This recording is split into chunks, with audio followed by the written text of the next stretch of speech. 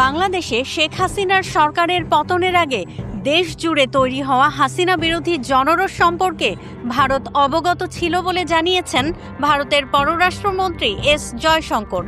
ভারতের পররাষ্ট্র মন্ত্রণালয় বিষয়ক পরামর্শক কমিটির সদস্যদের সঙ্গে এক বৈঠকে এ তথ্য জানান তিনি। জয়শঙ্কর উল্লেখ করেন, বাংলাদেশের রাজনৈতিক অস্থিরতা এবং ছাত্র জনতার বিক্ষোভের বিষয়ে ভারত সচেতন ছিল, তবে শেখ হাসিনার ওপর পর্যাপ্ত প্রভাব না থাকায় ভারতের জন্য কার্যকর কোনো পদক্ষেপ নেওয়া সম্ভব হয়নি।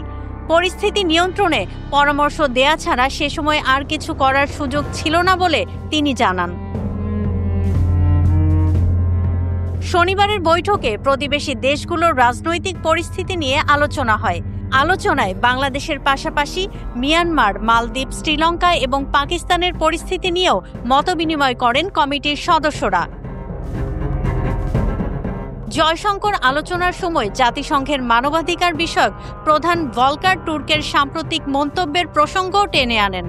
ভলকার টুর্ক সম্প্রতি বিবিসিকে দেয়া এক সাক্ষাৎকারে বলেন, গত জুলাই-আগস্টে বাংলাদেশের ছাত্র জনতার আন্দোলন চলাকালে সেনাবাহিনীকে দমন পীড়নে অংশ না নেওয়ার জন্য জাতিসংঘ থেকে সরাসরি সতর্ক করা হয়েছিল। জয়শঙ্কর বৈঠকে বলেন, বাংলাদেশের উত্তাল রাজনৈতিক পরিস্থিতি সম্পর্কে ভারতের পর্যবেক্ষণ থাকলেও সরাসরি হস্তক্ষেপের মতো অবস্থানে ভারত ছিল না।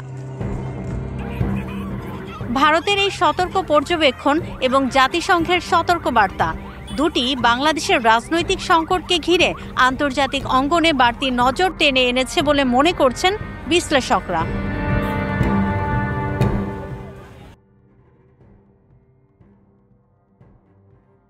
ওয়ালটন আবারও মিলিনিয়ার অফারে ওয়ালটন ফ্রিজ কিনে আপনিও হয়ে যেতে পারেন মিলিয়নিয়ার।